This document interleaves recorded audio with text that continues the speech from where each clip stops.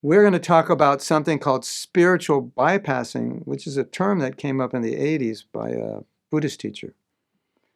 And it means you avoid problems, you avoid emotional issues, and you just think, I'll just spiritualize them away. I'll just chant them away.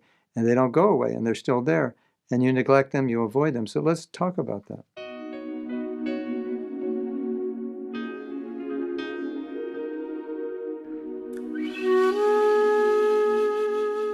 Now, this is a big question.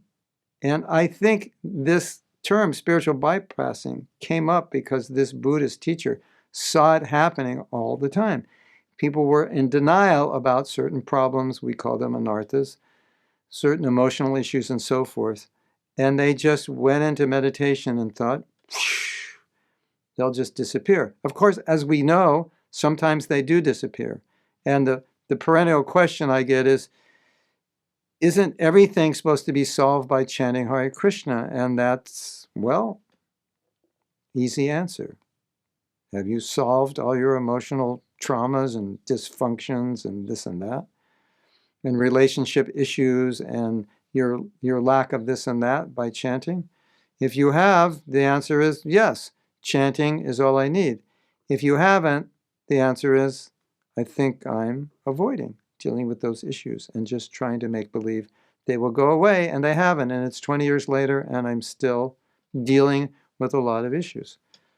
So that's the meaning of spiritual bypassing. You don't confront the issues because you believe through the spiritual process you don't have to, and the spiritual process may not be dealing or healing all your issues because it's not necessarily what Krishna consciousness is not necessarily meant to be therapy for trauma or therapy for some dysfunction or psychological or emotional problem or relationship issue or deep, deep conditioning and how you see yourself and see others. Sometimes it takes other work.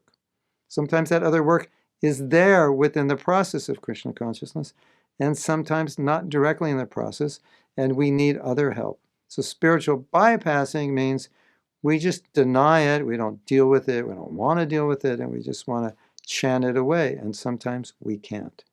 So I just thought this was interesting to talk about because maybe you're doing spiritual bypassing and maybe there are issues you need to deal with.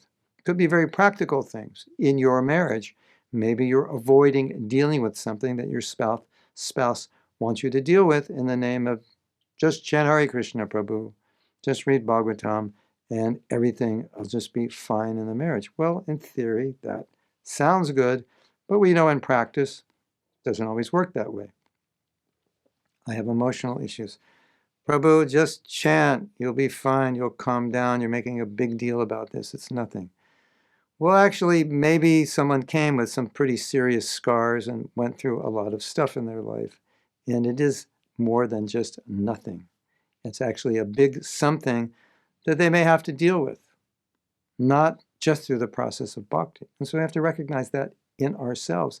Otherwise, we may be avoiding in the name of spirituality and not actually healing. And that's unfortunate if that's the case. And it would be unfortunate for us to guide people in the same way when they need other kinds of work to help heal.